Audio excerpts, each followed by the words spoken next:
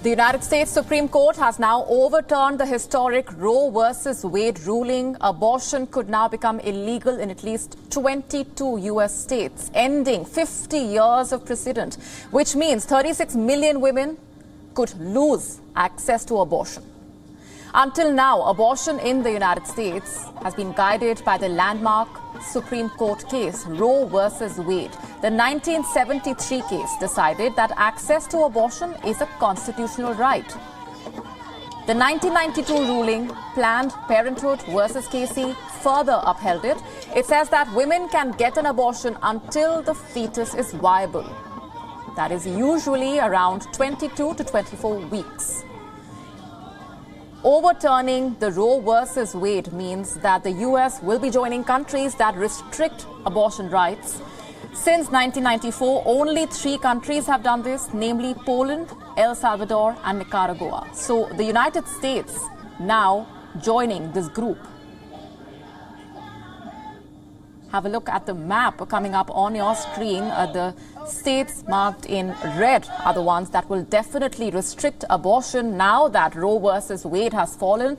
There are at least 22 states where abortion is set to become illegal.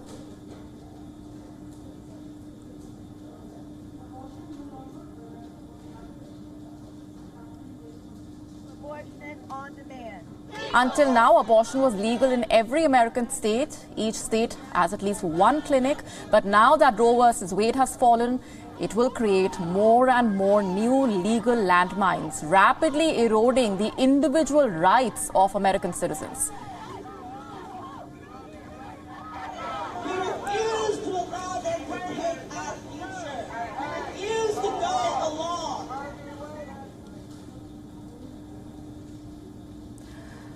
To further unravel the implications of this verdict, with me on the broadcast is Jessica Stone, Voice of America correspondent, with me from right outside the U.S. Supreme Court where the verdict has just been delivered. With me also is Susan Tehrani, our correspondent in New York. Coming to you first, Jessica, you've been tracking these developments very closely. You are right now outside the American Supreme Court. If you can take us through first what the Supreme Court has said. Well, the Supreme Court has issued a decision that was 50 years in the making.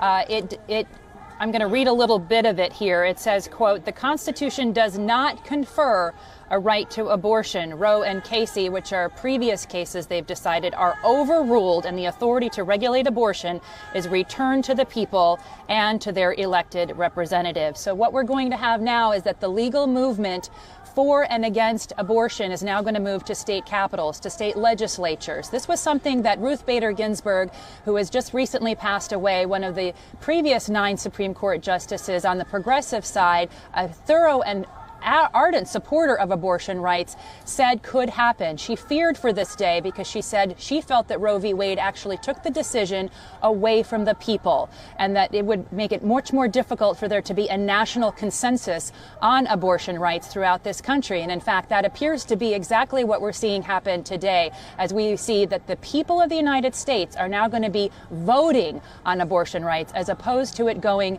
into the courts. I got to tell you, Molly, right outside here at the Supreme Court today, it is quieter than it's been in days. There is almost a pall that's fallen over the crowd. We are not hearing microphones, megaphones shouting, with the exception of that little rumble behind me. The music is down.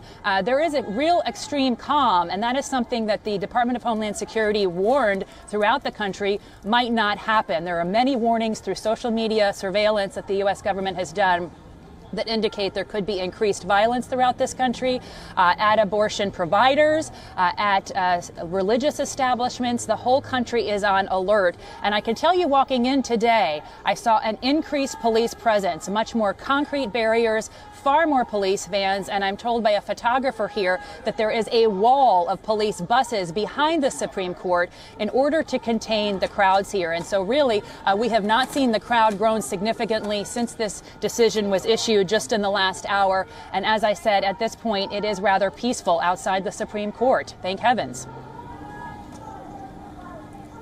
Right. Jessica, you have told us briefly what the Supreme Court has said in those observations, but if you can also help us understand the immediate implications of what this would mean for women in the United States? Well, it's unclear, depending on which state, whether or not abortions that are performed before 10 a.m. today could go on through that period once they were ruled illegal. Many people are analyzing this situation, and I've certainly read many reports that indicate abortion care providers were prepared to move their abortion clinics elsewhere outside of states that now prohibit abortion. We're prepared to have to stop surgeries mid-surgery in order to comply with this law. Certainly people who have scheduled abortion procedures are no longer going to be able to have them in states where this is now outlawed. And so what we saw is some abortion providers were actually speeding up and staffing up in advance of this decision, knowing that it could come on Friday or on Monday. And in places where people have to travel for abortion services, they now have to travel potentially out of state, across state lines, and there are abortion service providers who are trying to help them with transportation. So this will have a real impact on women across the country who want access to this particular procedure. And in many cases, it will be stopped mid-surgery by providers that want to now be in compliance with U.S. law. Right. Stay with me, Jessica. I also want to bring in Susan into this conversation. You have also been tracking those reactions, Susan, and we have been talking about the direct implications of this verdict. What would it mean for the women in New York specifically?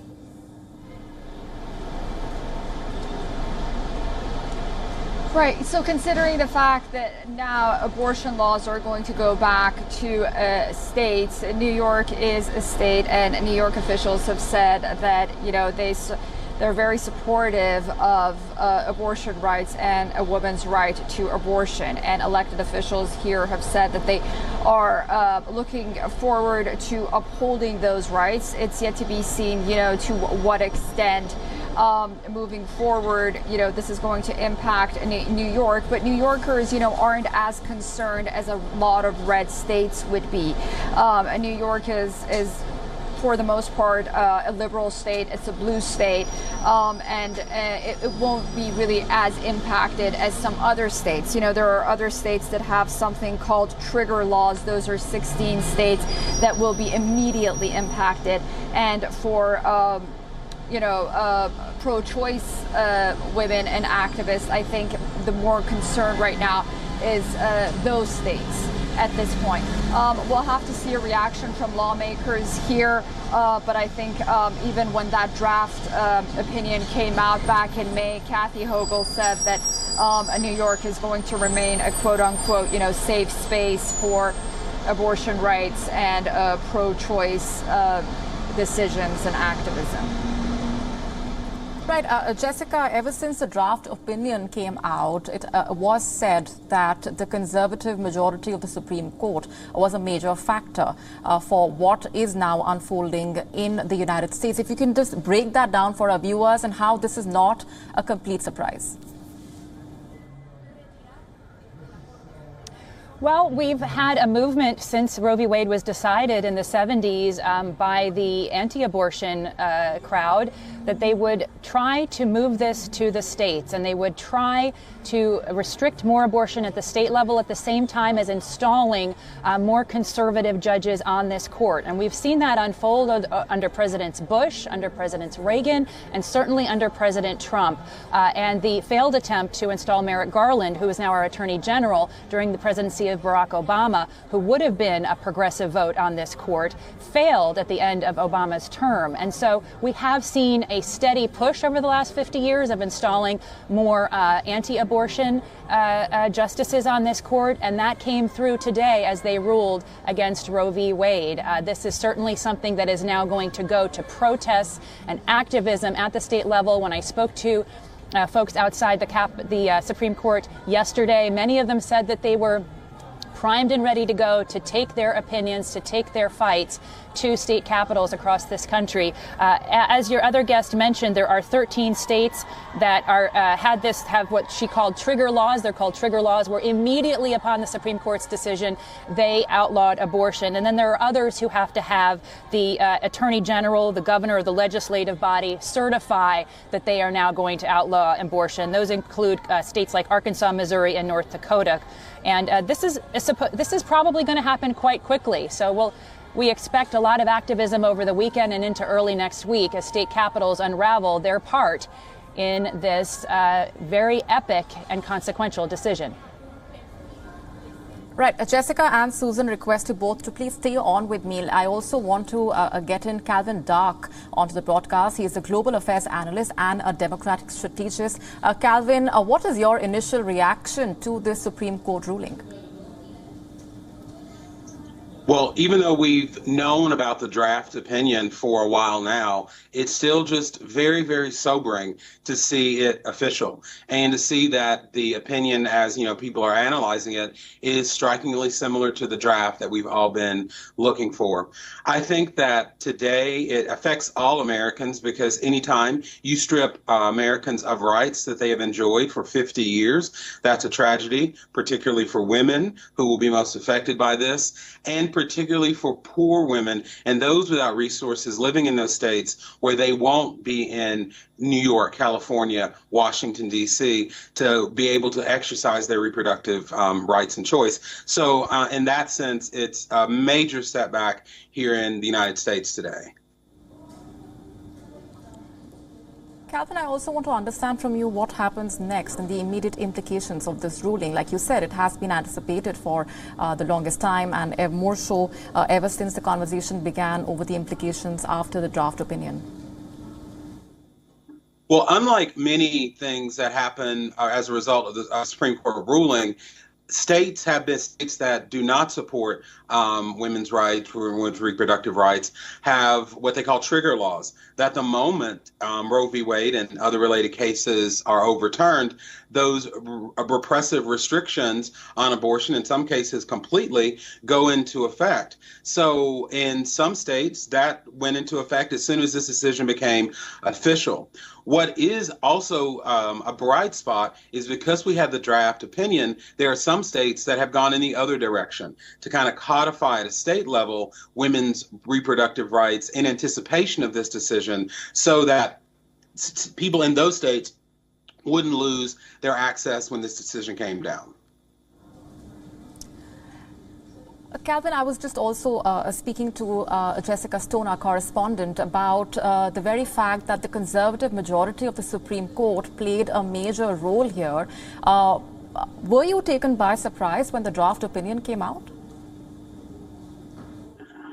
I was taken by surprise just that of all the worst case scenarios when it came to overturning precedent of the Supreme Court, when the three conservative justices appointed by former President Trump were, having their hearings, that was always the worst case scenario that they wouldn't respect the court's precedent.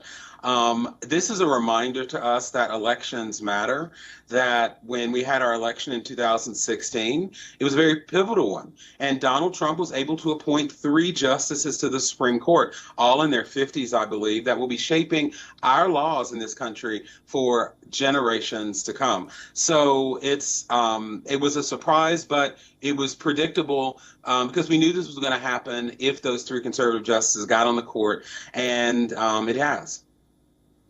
Earlier, the American president had said he was looking at executive orders on abortion rights if the Supreme Court does strike down Roe versus Wade. This is about 2 weeks ago.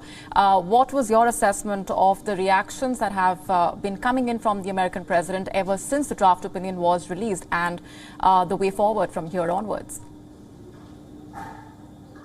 Well, it will be very interesting. I believe I saw that later today, President Biden is going to speak. So I look forward to seeing what he has to say about this huge shift in rights that have been taken away from half of our population. Now, I think because this is an election year, he may propose things. He may encourage Congress to codify the rights from Roe v. Wade into law. But realistically, I don't think that's going to happen in Congress at all. And any executive action that he has, it would really surprise me that it would have any effect in these states that have almost complete abortion bans.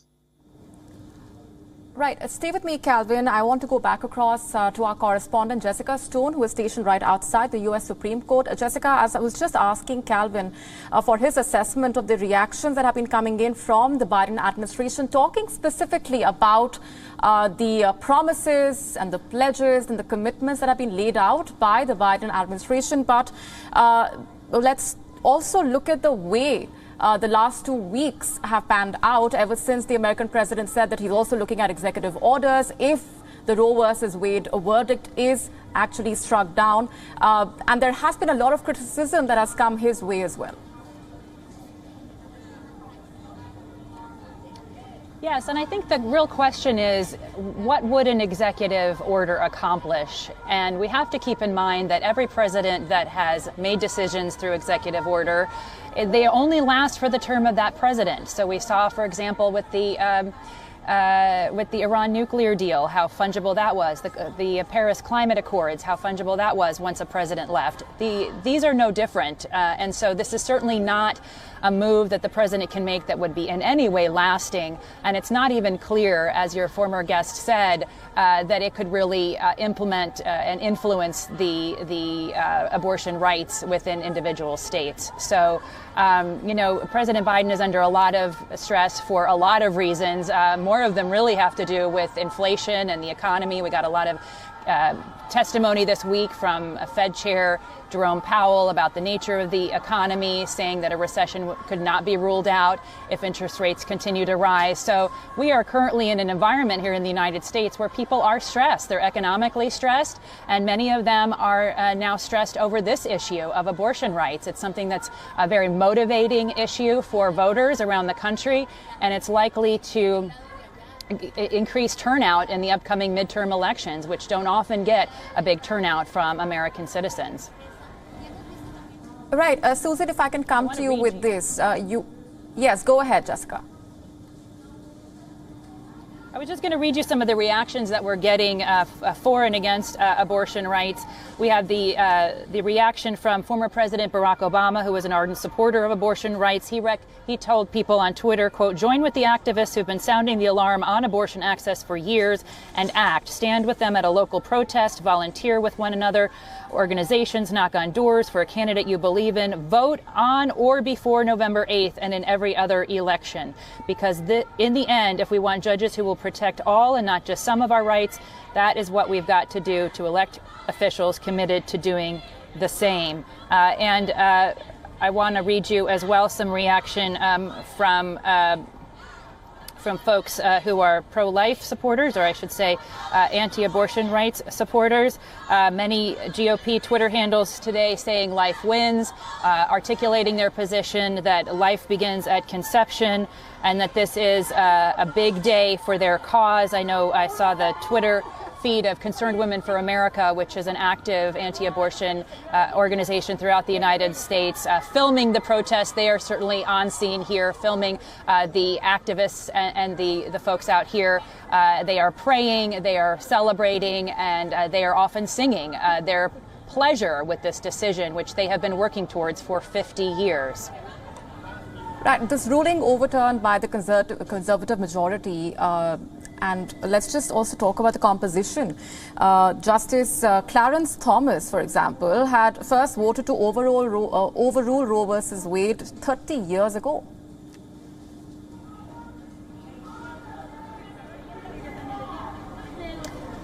Yeah, a number of the conservative justices that have been installed on the court happened much more recently under President Donald Trump.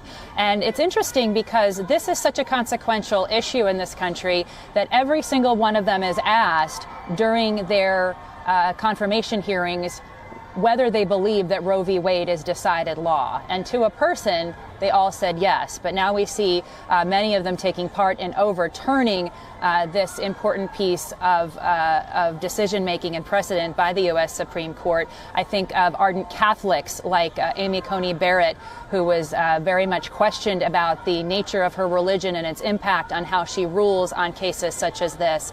Same goes for Chief Justice John Roberts and other people of the Catholic faith. Because that church and that religion has obviously taken a very strict and consistent position against abortion rights throughout the world, really. Indeed, and we have been seeing those visuals of the protests that have gripped the United States ever since that draft opinion was leaked. Susan, we were talking about the reactions that have been coming in ever since that opinion was leaked, and you were telling us about the sharp reactions as well from the representatives within New York. As we await their reaction now that the Roe versus Wade ruling has been overturned, if you can describe to us what the mood has been like in New York ever since that draft opinion was leaked, and your assessment of the reactions that have come in from the New York administration.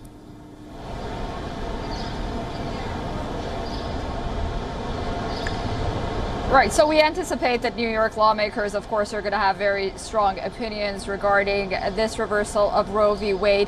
However, it's important to note that, pro-life politicians, activists, individuals, voters will argue that abortion is not part. Stay with me, Susan. I'll just come back to you. Nancy Pelosi is speaking. Let's take a listen in.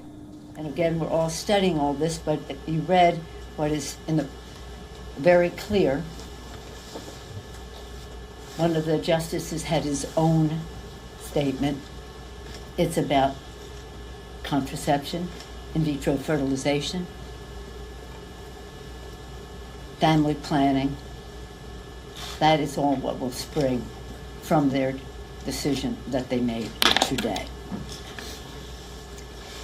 It's such a contradiction. Yesterday, they say the states cannot make laws governing the constitutional right to bear arms.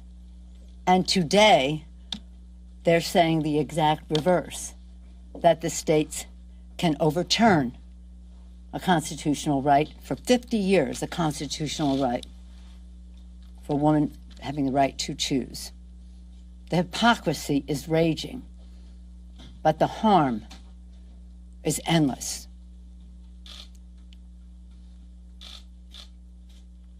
What this means to women is such an insult. It's a slap in the face to women about using their own judgment to make their own decisions about their reproductive freedom. And again, it goes well. I always have said the termination of a pregnancy is just their opening act. It's just their front game. But behind it, and for years I have seen in this Congress opposition to any family planning, domestic or global, when we have had those discussions and those debates and those votes on the floor of the House. This is deadly serious, but we are not going to let this pass. A woman's right to choose, reproductive freedom, is on the ballot in November. We cannot allow them to take charge so that they can institute their goal, which is to criminalize reproductive freedom, to criminalize it. Right now, they're saying in states that they can arrest doctors and all the rest. What is happening here? What is happening here? A woman's fundamental health decisions are her own to make in consultation with her doctor, her faith, her family, not some right-wing politicians that Donald Trump and Mitch McConnell packed the court with. While Republicans seek to punish and control women, Democrats will keep fighting ferociously to enshrine Roe v. Wade into the law of the land. This cruel ruling is outrageous and heart-wrenching, but make no mistake, again, it's all on the ballot in November. The Supreme Court has ended a constitutional right. This is 50 years proclaimed a constitutional right What happened today was historic in many respects. Historic in that it had not recognized a constitutional right and then reversed it. This is a first. And again, just before, it imposed a constitutional right to allow for concealed weapons. How about those justices coming before the senators and saying that they respected, stare decisis, the precedent of the court, that they respected the right of privacy in the Constitution of the United States? Did you hear that? Were they not telling the truth then? Again, just getting to the gun issue, because really, in preparation for this morning, I was really in an exalted state about what happened in the United States Senate yesterday. Counterpoint to the dangerous decision of this Trumpian Supreme Court that they made yesterday, but a way to take us to, as the bill is called, community safety. The Bipartisan Safer Communities Act. Right now, and I'm going to have to leave momentarily because we just finished voting on the rule, we will be debating the bill on the floor, and we expect a good bipartisan vote on it in the House. We congratulate the Senate on the work that they have done and the timeliness of it to be passed in the Senate in a strong bipartisan way on a day when the court made such a dangerous decision. Speaker of the U.S. House of Representatives Nancy Pelosi sharing an emotional reaction to the U.S. Supreme Court verdict, which has now overturned the Roe versus Wade. This is a landmark judgment which was anticipated following the draft opinion that was leaked earlier. We have been getting in reactions, also the assessment of the implications of this ruling from our correspondents. Susan Tehrani in New York, Jessica Stone has been stationed right outside the U.S. Supreme Court. Jessica, I want to begin by asking you for the contrast that Nancy Pelosi laid out in your reaction to the way in which the United States, in just 24 hours, the Supreme Court yesterday, the verdict on gun rights, and now the one on abortion rights. Nancy Pelosi also started off by talking about how they're contrasting the way the U.S. Supreme Court says the states cannot decide as far as gun rights are concerned, but the exact opposite happening as far as abortion rights are concerned in a way. Yeah, in fact, she called the ruling today an insult to women across the country. There is definitely a shift in this court now that we have the more conservative majority towards a different reading of this United States Constitution, a much more what we would call a strict interpretation, meaning that reading it as is as opposed to interpretation. And this is a philosophy that shaped many of the justices that are on the court, and they were chosen by conservative leaders and presidents of this country for that very reason. In fact, those that were selected under the Trump administration were all on a list from the Federalist Society who wants and advocates for Supreme Court justices who have a strict interpretation of the U.S. Constitution, essentially trying to ascertain what would the founders who wrote the Constitution 200 odd years ago, what would they do in this situation? And so the culmination of that movement is what we're seeing here today. I realize that there's going to be a lot of contrasts drawn by people like Nancy Pelosi, and certainly she is an ardent supporter of abortion rights and been consistently so. So the question of how this affects people at states and what states are allowed to decide is in question here. And I can understand that there's going to be a lot of misunderstanding and confusion around the world as a result of some of these decisions. But they do go back essentially to an interpretation of the Constitution, the more progressive justices seeing room for interpretation, the more conservative justices trying to divine what the founders would have said in these situations based on what they wrote in the U.S. Constitution. All right, Susan, ever since the draft opinion was leaked, we have been getting in reactions from across the spectrum, and the one concern that was shared was over how illegal abortions will now see a rise, and the way in which this will impact abortion clinics and the basic right of women.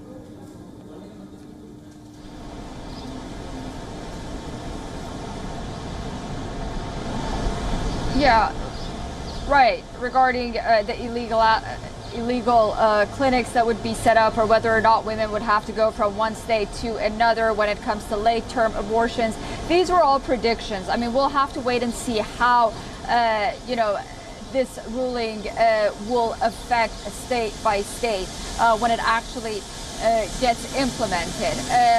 Nancy Pelosi mentioned that, what happened was abortion was a constitutional right and it was taken away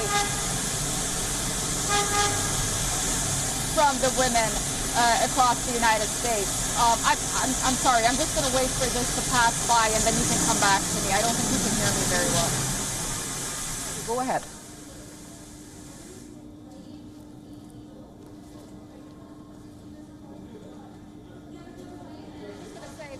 Pelosi mentioned that abortion is a constitutional right. She's going to receive a lot of backlash regarding that because there's nothing in the Constitution that talks about abortion. And I think she sort of opened the floodgates to receive a lot of backlash from Republicans regarding that. Before 50 years ago, abortion really was an issue that was for the states to decide. And now it really goes back to the states, and people can vote on representatives in their states to decide on the issue of abortion. I do want, since we talked about a lot of reactions, I do want to talk to and mention what former Vice President Mike Pence said regarding abortion. He said that, quote, by returning the question of abortion to states and the people, the Supreme Court has righted a historic wrong and reaffirmed the right of the American people to govern themselves. Again, going back to what Jessica mentioned about how a lot of Republicans really view the Constitution differently than, someone like Nancy Pelosi that thinks the Constitution is open to interpretation. So, the discussion is going to be really widespread when it comes to this ruling on the part of the Supreme Court, not only, how it's going to be implemented, how women are going to be affected, but also the discussion on whether or not, it was, quote, constitutional or not. We're going to hear a lot about that as well. And then, politicians being politicians, they're really going to play on this for the upcoming midterm elections, as Nancy Pelosi really never misses an opportunity to do that. We saw that in her reaction to the speech right now as well, telling people to go out and vote and how it's going to be on the ballot in November. Right. Stay with me, Susan. Jessica has been stationed outside the U.S. Supreme Court and has been getting us those updates from the Supreme Court and the verdict and the observations that were shared. Jessica, over to you. I believe you have some more updates to share with us. Yeah, I wanted to add to what Susan said there about the impact of this decision on U.S. politics, because for the last 50 years, conservative politicians have not had to do anything more but say, I disagree with a U.S. Supreme Court decision. Now they really have to get into what is their exact opinion, what is their exact political stance on abortion, on its legality, on when it's legal, on when it's not. And this is going to become a much more nuanced and thorough and potentially productive conversation in the body politic of the United States, to where politicians are literally getting votes or not based on their specific opinion and specific stance on abortion. They can no longer hide, essentially, behind the U.S. Supreme Court and its Roe v. Wade decision. So we will see this argued much more, I believe, vociferously, if I can use that word, much more passionately and much more thoroughly as to when abortions should be permitted under U.S. law, under state law, and how we're going to come to that decision as a country. So I think that very much, as Susan said, the midterm elections are going to get a shot in the arm for advocacy, for turnout, and for giving Democrats something they really needed, which is an issue that they can win on, because we know that 2/3 of the American American public believe that there should be some sort of legal abortion. So I think experts would argue that now you're in a situation where Democrats who are facing strong headwinds politically against them because of high inflation and economic turmoil will now have an issue they can take to the American people and say, this is why you should put me in the state capitol. This is why you should put me in the U.S. Congress. Right. Calvin has also been with us, a global affairs analyst and a Democratic strategist. I want to just get in his reaction on what Nancy Pelosi just said. Calvin, the contrast that she really drew between the U.S. Supreme Court verdict on gun rights and now on abortion rights. Yes. Well, I think what Nancy Pelosi was saying just kind of reflects the decisions that we make at the voting booths have very real life effects. And that was, we elected a president who was then allowed to nominate and have confirmed 3 justices that shared his political belief on these very key issues. And the ones we're talking about today, of course, the right to abortion and gun rights. I think what's going to be difficult, Nancy Pelosi talked about, the way we can solve this is, November, going to the ballots. The statement from Barack Obama said, very similar things. But that's going to be difficult because it's going to be really hard for people who are enraged about this opinion to see how their vote in November will change things, particularly at the local level, at the state level. So there's going to be a lot of organizing. This isn't just an issue where people can go vote on it in November. It's a lot more complicated. And when she mentioned the gun rights decision that also came from the Supreme Court this week, it is just a reminder of how the Supreme Court is out of step with a lot of what Americans believe is sound policy and common sense, but also they seem to be completely tone deaf to current situations.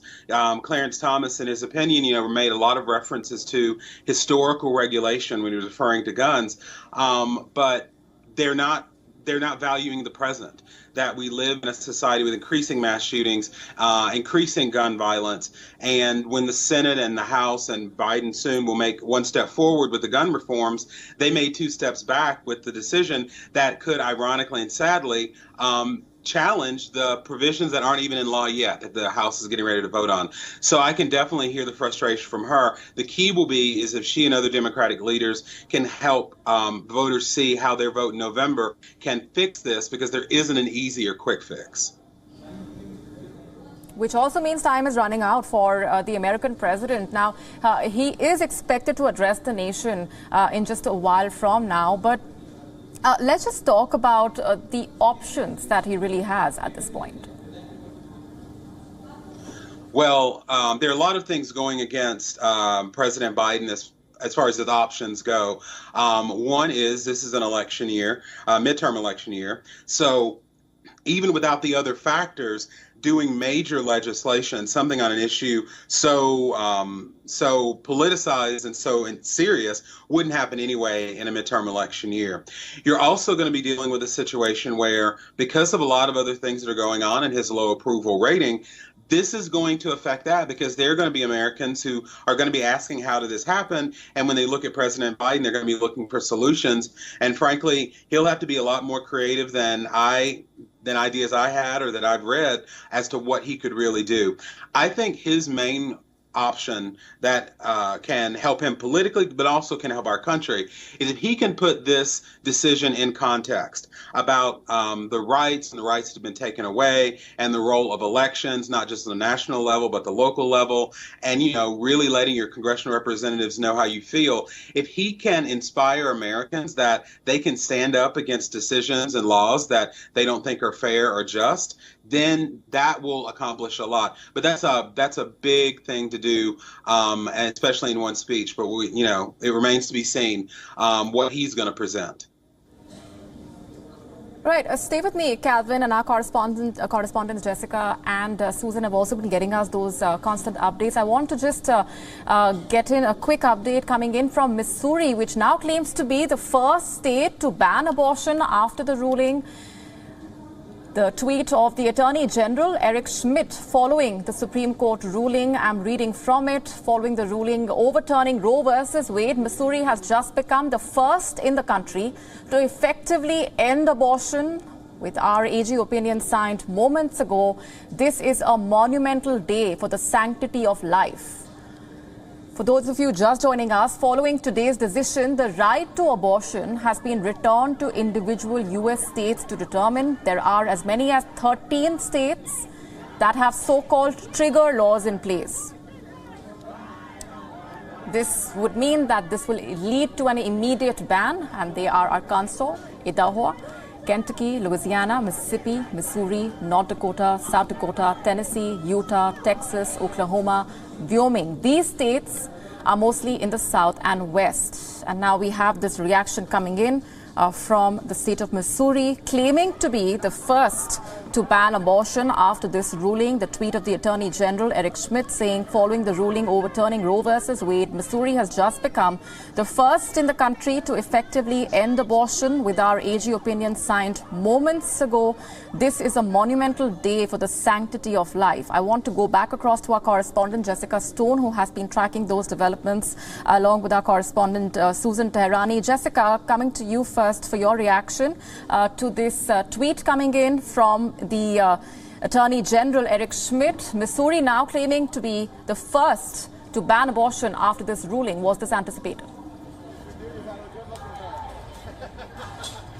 Well, it's an interesting state to be the first state. It's a very purple state, which is to say it's uniquely half Democrat, half Republican. It's also a very Catholic state, and I can tell you that one of the people I interviewed outside the court yesterday is a pro-life activist from the state of Missouri, and was regretting that she wouldn't be here for the ruling if it came down today. But she says that the Catholic diocese in St. Louis, in particular, a major city in Missouri, is very active on this issue, has also had activism around apologizing for slavery, and so has really taken a position on U.S. politics in a very public way. And so because I just had that personal conversation with her in which she said, you know, I'm a woman, I've had an abortion, I'm an African American, I work with these women every day. We have crisis pregnancy centers around the area, and we work with women not only to avoid having an abortion, but supporting them through the childbearing and child rearing process. It does not, because of that personal interaction, surprise me that Missouri is the first state to ban abortions, because certainly based on that conversation, there is support for that position, and I'm sure there's also opposition for that position in the state of Missouri. Right. Susan Tehrani with us from New York. Susan, we do expect the U.S. President Joe Biden to address the nation in just a while from now, following that Supreme Court verdict. But let's just talk about the options that he has at this moment, and something that Calvin was also talking about. This is not just about politics. This is not just about the fact that elections are months away. This is about safeguarding basic rights of women in the country.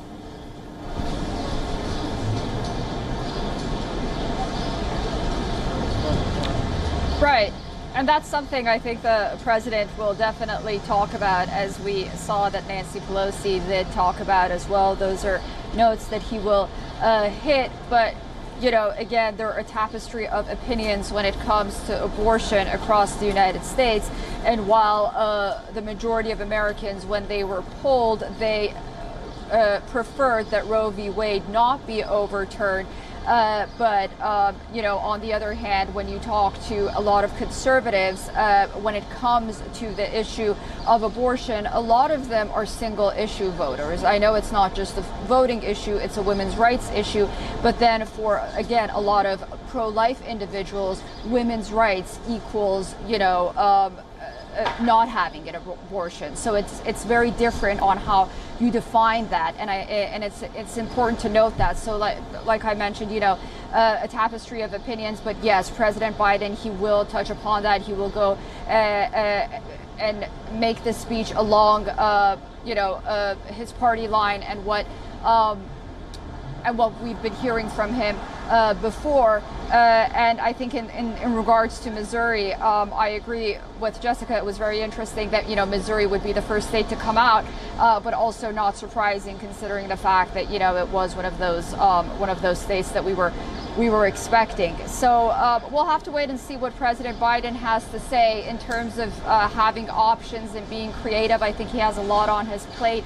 I'm not sure that this issue of abortion, whether or not it'll carry all the way, have the momentum to carry all the way through November or not. But that'll really depend on, ground activism, people that are very passionate about it on both sides to really move it forward for their voter base. But the Supreme Court has now overturned the historic Roe versus Wade ruling. Abortion could now become illegal in at least 22 American states. This ends 50 years of precedent. 36 million women in the United States could lose access to abortion.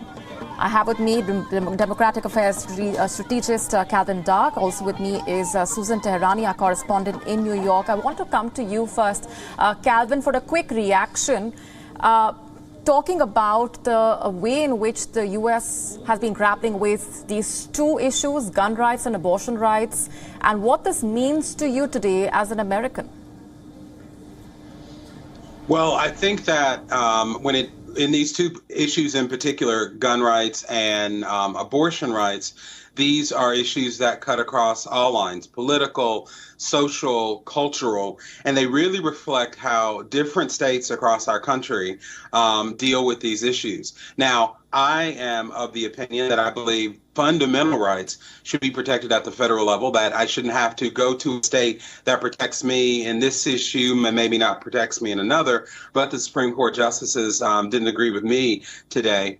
And I think that as we look at the end of the Supreme Court's term and we see the statements, not just the decisions, like we take guns, for example, basically this ruling, which was dealing with the New York law, basically says to the country that the Supreme Court is open for business when it comes to challenging other restrictions. And so now, before the next term of the Supreme Court, we're going to see a lot of different states come up with their own laws regarding gun control, or people are going to challenge the existing ones. And, as we're seeing with these states coming in. Sorry to interrupt you there, Calvin. We're completely out of time, but I do want to get in a quick reaction from Susan. Susan, how soon do we expect to hear from the New York lawmakers for just a sense of where the state stands as of now as far as abortion rights are concerned?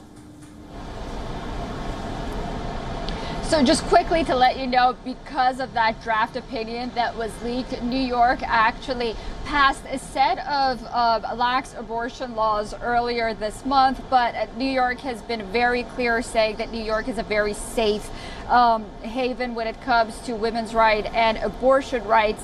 Kathy Hochul has been very vocal regarding that, and I think we're going to see reactions coming in very soon. But, as I said, New York is a blue state. It's a very blue. It's a progressive state, and I think it's one of those places where it's sort of one of those matter-of-fact things that that you're not going to see much change in abortion laws when it comes to a state like New York. But I think moving again to one of those big red states are where we're going to really be hyper-focused on to see how these changes are going to affect women there. Absolutely. Far-reaching implications of this verdict for women across the United States. Susan Tehrani and Calvin Dark, appreciate very much for joining us on the broadcast with those inputs and perspectives. WION now available in your country. Download the app now. Get all the news on the move.